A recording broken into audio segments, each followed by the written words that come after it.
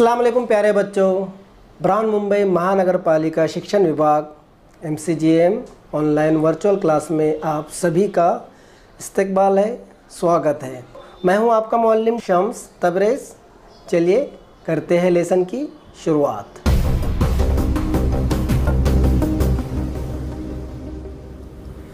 अस्सलाम वालेकुम, कैसे आप लोग? उम्मीद है खैरियत से होंगे, पढ़ाई बराबर कर रहे होंगे, आपके एग्ज़ाम की तैयारी बराबर कर रहे होंगे और हमारी वीडियो से फ़ायदा उठा रहे होंगे। तो चलिए शुरू करते हैं आज का हमारा सेशन। माध्यम उर्दू कक्षा 10वीं, विषय हमारा है हिंदी और इकाई कौन सी हमारी? पहली। जी हाँ, दूसरी इकाई हमारी ख़त्म हो गई है, वो हमने तमाम वीडियोस के बना लिए हैं। आपने अगर नहीं देखे हैं तो जाकर देख सकते हैं। दूसरी इकाई पूरी ख़त्म हो गई है और पहली इकाई का पहला पार्ट भी हो गया है। तो पहली इकाई का दूसरा अध्याय, दूसरा पार्ट, खोया हुआ आदमी, जिसे लिखा है सुशांत सुप्रिया ने। हिंदी लोकवाणी 10वीं कक्षा के लिए, और ये इसका भाग पहला है। इसके 2 पार्ट आने वाले हैं। ये पहला पार्ट है और दूसरा पार्ट भी इसका आने वाला है। मैं हूं आपका शिक्षक शम्स तबरेज़। चलिए ज़्यादा टाइम पास ना करते हुए चलते हैं सीधा हमारे पाठ की तरफ।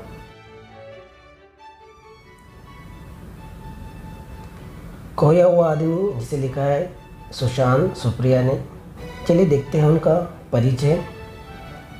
ये है सुशांत सुप्रिया जी, जिनका जन्म हुआ है 1968 पटना बिहार में। और ये तस्वीर जो आपको दिख रही है डिस्प्ले पर, ये सुशांत सुप्रिया जी की ही है। आइए देखते हैं इनका परिचय। रचनाधार्मिता सुशांत सुप्रिया जी के जीवन का विभिन्न अंग है। यानी ये रचनाधार्मिता यानी रचनाओं का, नई चीज़ें लिखने का। आपकी रचनाएं जीवन की सच्चाइयों और विडंबनाओं का सीधा साक्षात्कार करवाती है।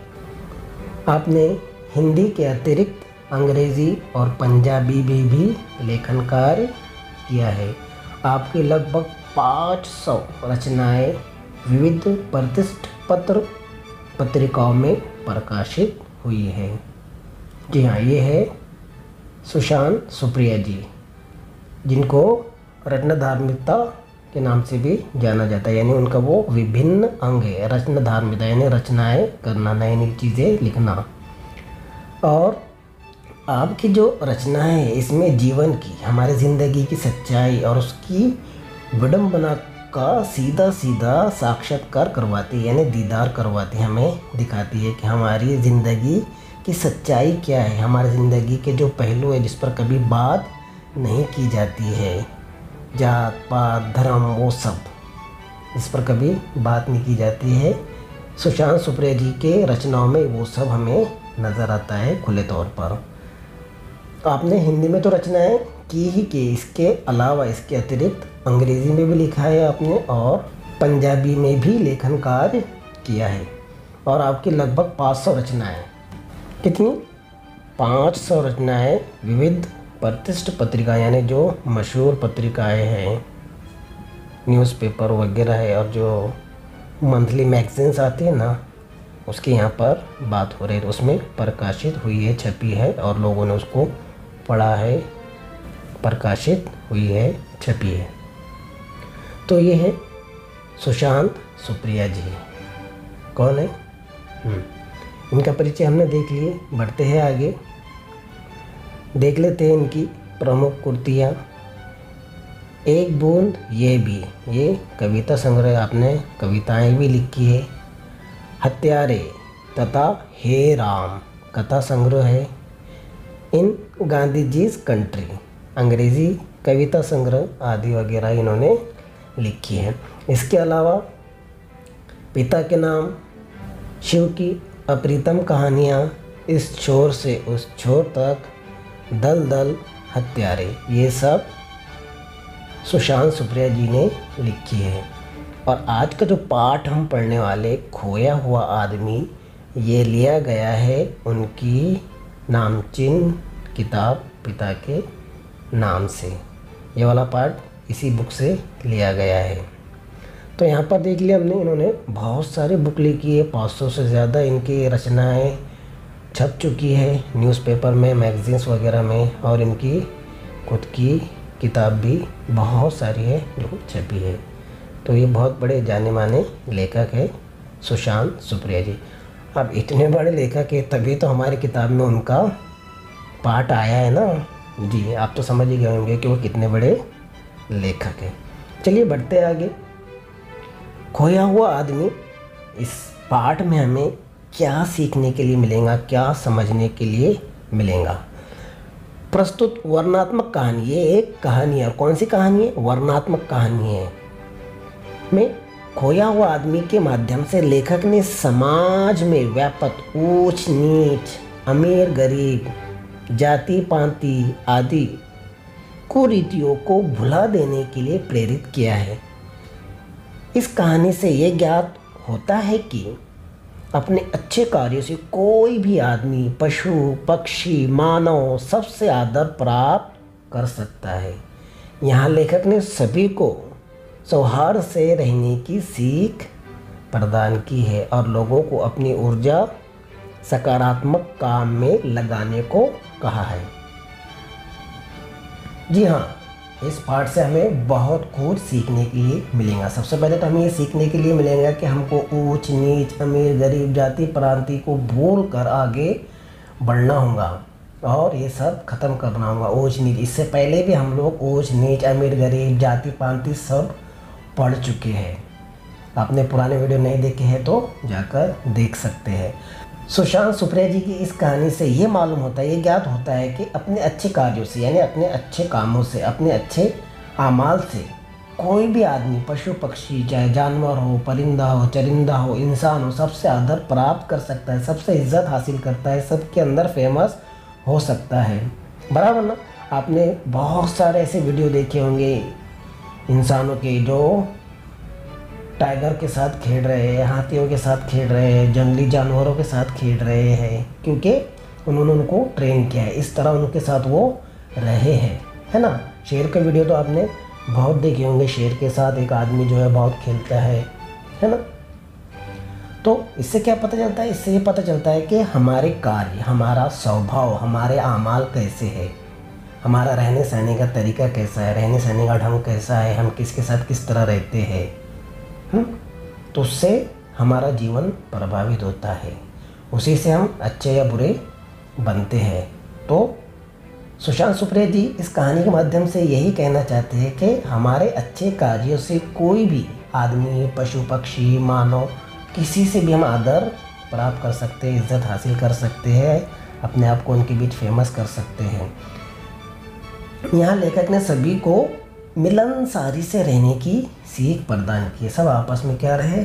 मिलजुल कर रहे। कोई ये ना बोले कि मैं ऊंची जात का हूँ, मैं नीची जात का हूँ, मैं ये मज़हब का हूँ, मैं वो मज़हब को मानने वाला हूँ, मैं ये समाज का हूँ तो वो समाज का है। ऐसा सब नहीं करना चाहिए। ये सीख हमें इस सबक से मिलती है। और एक बात जो अहम है, अपनी ऊर्जा सकारात्मक काम में लगाने को कहा है। हमारे अंदर की जो ऊर्जा है, हमारे अंदर की जो ताकत है, वो सकारात्मक कामों में लगाइए, अच्छे कामों में लगाइए, पॉजिटिव कामों में लगाइए, नेगेटिव कामों से बचिए। पॉजिटिव सोच होना चाहिए और पॉजिटिव चीज़ें करना चाहिए। नेगेटिव चीज़ को अपने पास मत आने दीजिए। समझ में आ रहा है? तो इस पाठ से हमें बहुत कुछ सीखने के लिए मिलेगा। तो चलिए बढ़ते हैं अब सीधा पाठ की तरफ, जो है खोया हुआ आदमी, और देखते हैं ये सब चीज़ें हमें कैसे सीखने के लिए मिलती हैं। तैयार है आप लोग? ओके, चलिए।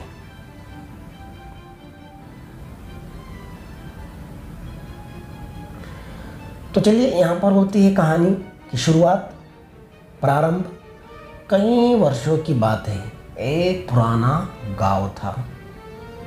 एक आदमी न जाने कहाँ से भटकता हुआ दूर दराज के उस गांव में आ पहुंचा। गांव के कुत्तों ने जब चिथड़ों में लिपटे उस अजीब आदमी को देखा तो उन्हें वो कोई पागल लगा। वे उस पर बेतहाशा भौंकने लगे। अब क्या हो गया, कहानी प्रारंभ हो गई। कई वर्षों की बात है, एक पुराना गांव था। एक आदमी न जाने कहाँ से भटकता हुआ दूर दराज के उस गांव में आ पहुंचा था। अभी उस गांव में तो वो आ गया, अब उसको वहाँ पर कोई पहचानता नहीं, चिथड़ों में लिपटा हुआ। गांव के कुत्तों ने जब चिथड़ों में लिपटे उस आदमी को देखा तो उन्हें वो पागल लगा। क्या लगा? पागल लगा। अब कुत्ते क्या करते हैं पागल आदमी पर? जल्दी बताइए। बेतहाशा भौंकने लगते हैं। क्या करने लगते हैं? बेतहाशा भौंकने लगते हैं। आपने भी देखा होगा, आपने भी यह अनुभव किया होगा कि नया आदमी जब आता है हमारे मोहल्ले में या फिर हमारे गली में, और जो हमारे गली के कुत्ते रहते हैं वो क्या समझते हैं कि ये गली मेरी है, इसमें कोई नया आदमी नहीं आ सकता, कोई दूसरा कुत्ता भी यहाँ पर नहीं आ सकता। तो वो फिर बेतहाशा भौंकने लगते हैं, है ना। देखे होंगे आप लोगों ने भी। कहानी की शुरुआत हो गई। एक पुराना गांव था, वहाँ पे एक आदमी न जाने कहाँ से भटकता हुआ आया और कुत्ते उस पर भौंकने लगे, बेतहाशा भौंकने लगे, उसे पागल समझकर। बढ़ते आगे। अब क्या होगा, गांव के बच्चे खेल रहे थे। कुत्तों की देखा देखी गांव के बच्चे भी पूरी दोपहर उसे छेड़ते और तंग करते रहे। आश्चर्य की बात ये थी कि वह आदमी उन बच्चों को कुछ बोल नहीं रहा था। अभी कुत्ते उस पर क्या कर रहे थे? भौंक रहे थे, लगातार उस पर भौंक रहे थे, उसको पागल समझकर। अभी बच्चे, है ना, बच्चे तो बच्चे हैं, आप भी बच्चे ही है ना। आपने भी कभी ना कभी ऐसा किया ही होगा, बराबर ना। सब लोग करते हैं, हमने भी किया है, लेकिन शरारती बच्चे जो रहते हैं वो ज़्यादा करते हैं। तो क्या कर रहे थे शरारती बच्चे? गांव के बच्चे क्या कर रहे हैं? कुत्तों को जब उन्होंने देखा कि कुत्ते इस आदमी के पीछे भौंक रहे, तो वो भी पूरी दोपहर उसको छेड़ते रहे, उसको चिढ़ाते रहे, उसको तंग करते रहे, लगातार उसको तंग कर रहे थे। पूरी दोपहर उसको तंग कर रहे थे। अच्छी बात है कि ये कोई नया आदमी हमारे गांव में आया है, वो हमारा मेहमान है, अब हम उसको परेशान कर रहे हैं। क्या ये सही बात है? बताइए मुझे जल्दी, ये सही बात है क्या? नहीं, ये सही बात नहीं है। कोई नया आदमी हमारे गांव में आता है या हमारे मोहल्ले में आता है, हमारे गली में आता है, तो हम उसको परेशान नहीं करना चाहिए, क्योंकि वो नया आदमी रहता है, उसको कुछ पता नहीं होता है कि कौन सी गली किधर को जाती है, कौन सा घर किसका है, कौन सा कुत्ता कब उस पर चढ़ जाएगा, बराबर ना। तो हमें उसे परेशान नहीं करना चाहिए, सताना नहीं चाहिए, तंग नहीं करना चाहिए, बल्कि उसकी मदद करनी चाहिए। तो यहाँ पर बच्चे उसको लगातार सताए रहते और पूरी दोपहर उसको सताए जा रहे थे। कुत्ते तो उसके पीछे लगे ही थे। अब आश्चर्य की, ताज्जुब की बात ये थी कि वो आदमी उन बच्चों को कुछ बोल नहीं रहा था, कुछ भी उनको बोल नहीं रहा था। अगर आप किसी और गांव में गए और आपको वहाँ के बच्चे परेशान करें तो आप क्या करेंगे? एक आधे को दे देंगे, बराबर ना। लेकिन ये आदमी उन बच्चों को कुछ भी नहीं बोल रहा था, ना कुत्तों को उसने कुछ किया और ना ही बच्चों को वो कुछ बोल रहा था। समझ में आ गई कहानी?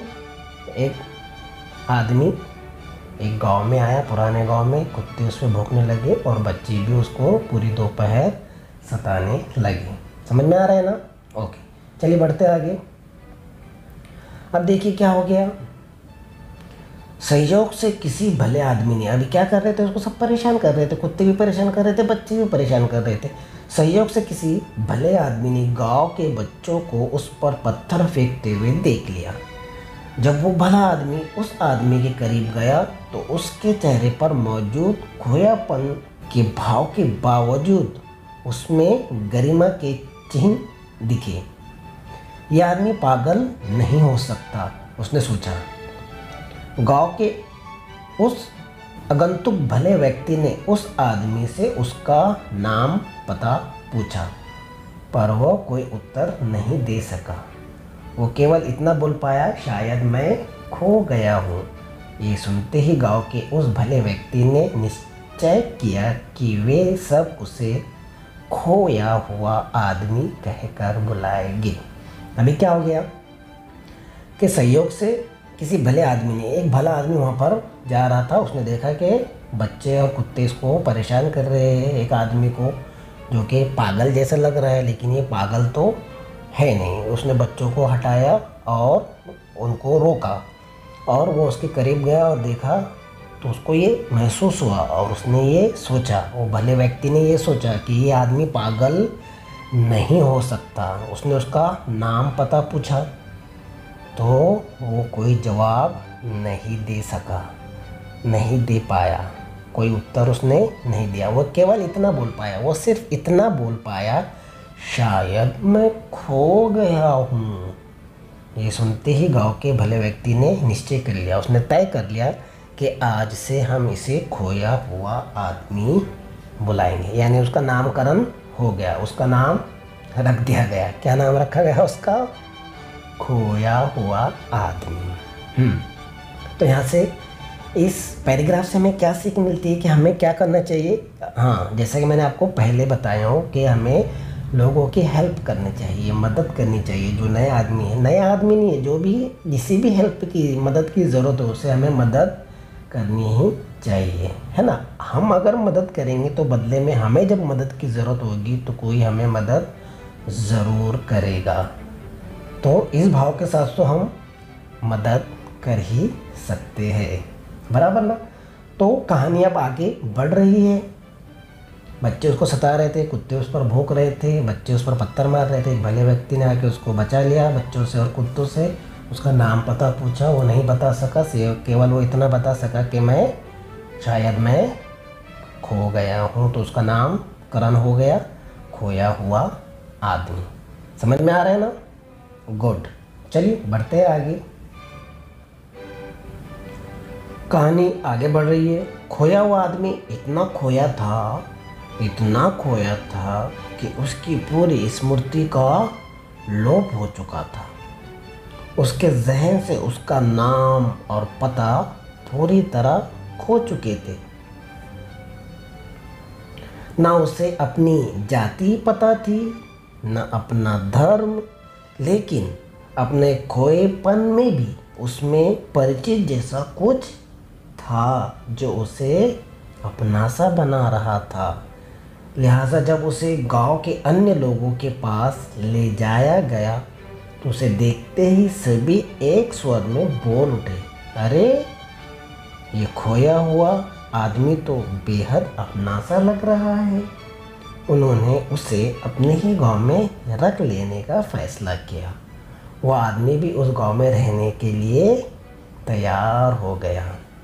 क्या हुआ? अब कहानी आगे बढ़ रही है। खोया हुआ आदमी इतना खोया हुआ था, इतना खोया हुआ था कि उसको कुछ भी याद नहीं था। ना उसका नाम याद था, ना उसका पता याद था, ना उसका धर्म याद था, ना उसकी जाति याद थी। उसको पता नहीं था कि मैं हिंदू हूँ, सिख हूँ, मुस्लिम हूँ कि ईसाई हूँ, मेरी जात क्या है, ब्राह्मण है, शूद्र है, कौन सी जात है, ये भी उसे पता नहीं थी। उसका नाम पता कुछ याद नहीं था उसको। लेकिन इसके बावजूद भी वो अपना सा लग रहा था। क्या लग रहा था? अपना सा लग रहा था। तो उसे गांव वालों के पास ले जाया गया। गांव वालों ने बोला, अरे वाह, ये खोया हुआ आदमी तो अपना सा लग रहा है। हाँ, ऐसा लग रहा है जैसे ये पहले यहीं रहता था, यहीं का मानुस है, यहीं का आदमी है ना। तो उसे वो क्या लगा? अपने जैसा लगा। कैसे लगा? अपने जैसा उन्हें लग रहा था। तो गांव वाले ने उसे यहाँ रहने की इजाज़त दे दी। यहाँ रखने का उसको फैसला किया कि वो इस गांव में रह सकता है। और वो आदमी भी उस गांव में रहने के लिए तैयार हो गया। समझ में आ रहा है आपकी कहानी? एक पुराना गांव था, वहाँ पर एक आदमी आया, फटी टूटी हालत में। कुत्ते उसके पीछे लग गए, बच्चे उसके पीछे लग गए। एक भले आदमी ने आके उसको बचाया, उसका नाम पता पूछा। उसने बोला कि मैं खोया हुआ हूँ। तो उसने उसको अपने दूसरे गांव वालों के पास लेके गया तो उनको भी वो अपना सा लगा। तो उन लोगों ने उसको उस गांव में रखने का फैसला किया और वो भी वहाँ रहने के लिए तैयार हो गया। बढ़ते आगे। खोए हुए आदमी की आवाज़ बहुत मधुर थी। कभी कभी वो अपनी सुरीली आवाज़ में कोई पुराना गीत गाता था। उस गांव की गाय भैंसे उसके गीत की स्वर लहरियों से मंत्रमुग्ध होकर ज़्यादा दूध देने लगती। गांव के बच्चे उसका गीत सुनकर उसकी ओर खींचे चले जाते। गांव के बड़े बुजुर्गों को भी उसके गीत उनकी युवावस्था के सुंदर अतीत की याद दिलाते थे। समझ में आ रहा है? अब वो आदमी, खोया हुआ आदमी वहाँ पर रहना शुरू कर दिया। क्या कर दिया?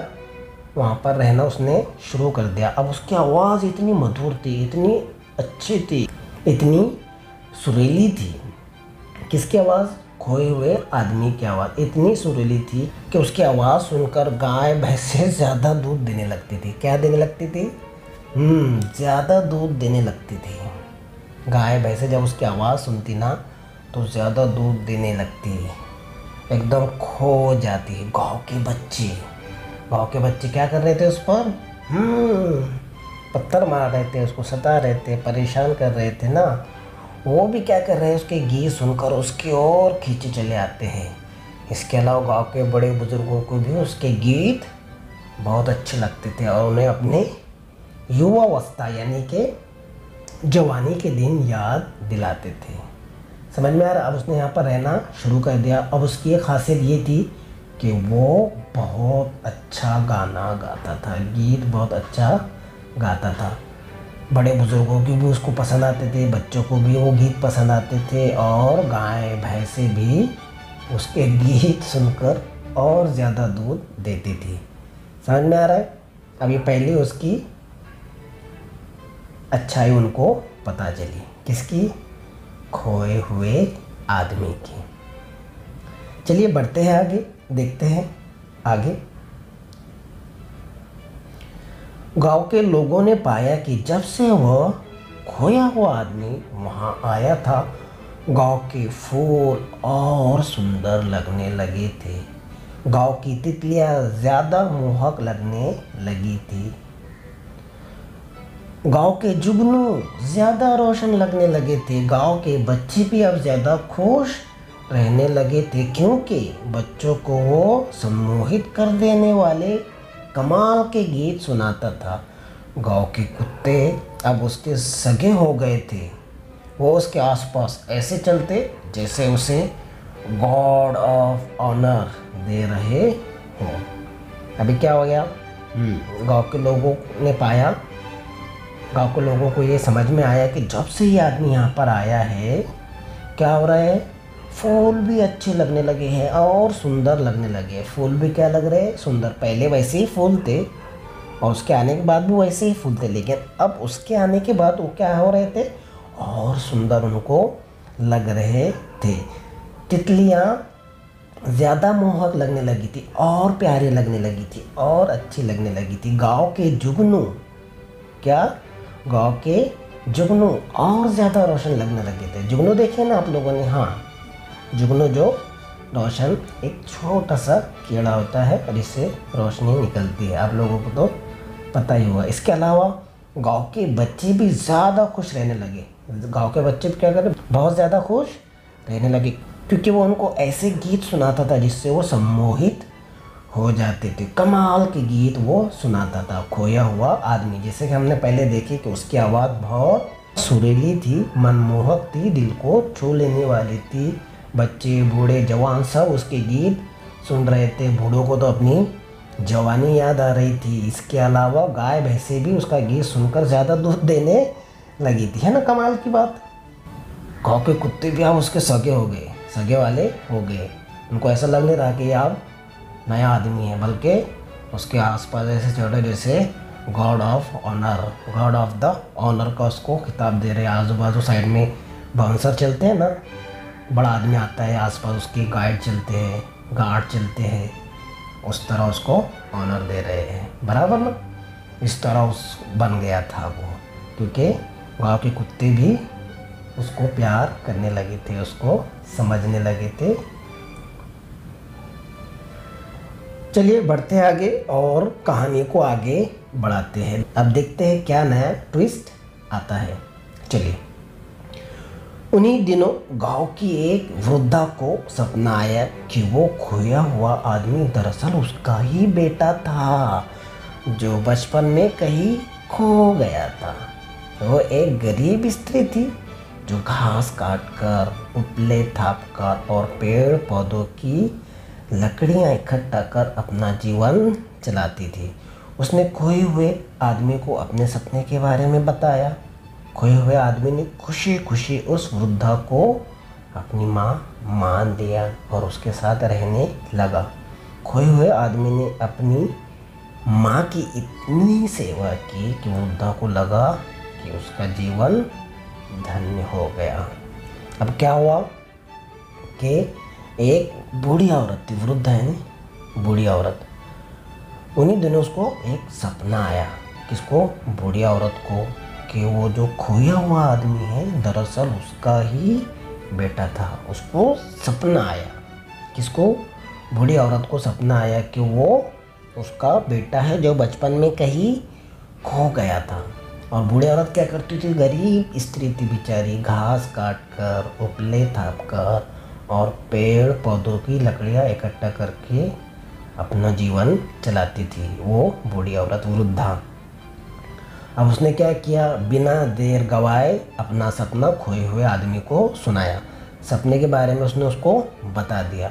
अब खोए हुए आदमी ने खुशी खुशी उस वृद्धा को अपनी माँ मान लिया और उसके साथ रहने लगा। खोए हुए आदमी ने अपनी माँ की इतनी सेवा की कि वृद्धा को लगा उसका जीवन धन्य हो गया। हाँ, बहुत सेवा उसने की अपनी माँ की, बराबर ना। माँ की खिदमत तो करनी चाहिए, क्योंकि हदीस है, हदीस का खुलासा है कि माँ के पैरों के नीचे जन्नत है और बाप जन्नत का दरवाज़ा है। तो हमें हमारी माँ और बाप दोनों की क्या करनी चाहिए? खिदमत करनी चाहिए। खिदमत करनी चाहिए इससे मतलब क्या मुराद, क्या क्या अर्थ है? अपने माँ बाप की खिदमत करनी चाहिए। सबसे पहली बात तो ये है कि अपने माँ बाप की इज़्ज़त करनी चाहिए। क्या करनी चाहिए? इज़्ज़त करनी चाहिए। उनका कहना मानना चाहिए। वो हमारे माँ बाप है, हमारे वालिदैन हैं, हमारे पेरेंट्स हैं, माता पिता है। वो हमारा कभी बुरा नहीं चाहेंगे, नहीं सोचेंगे और ना कभी बुरा होने देंगे। तो जब वो बोलते हैं कोई चीज़ तो हमें वो सुनना है। क्या है? सुनना है और उस पर अमल करना है। वो हमारे लिए कभी बुरा नहीं बोलेंगे, हमारे लिए वो पूरी दुनिया से लड़ जाएंगे। जब ऐसा वक्त आएगा तो वो पूरी दुनिया से लड़ जाएंगे। क्यों? क्योंकि हम उनके बच्चे हैं, हमारे माता पिता के हम बच्चे हैं। तो हमें हमारे माता पिता का सबसे पहले कहना मानना चाहिए, उनकी इज़्ज़त करनी चाहिए, उनकी कदर करनी चाहिए, है ना। माँ बाप का साया जिस बच्चों पर नहीं रहता है उनसे जाके पूछिए कि माँ बाप क्या होते हैं और माँ बाप के लिए वो कितना तरसते हैं।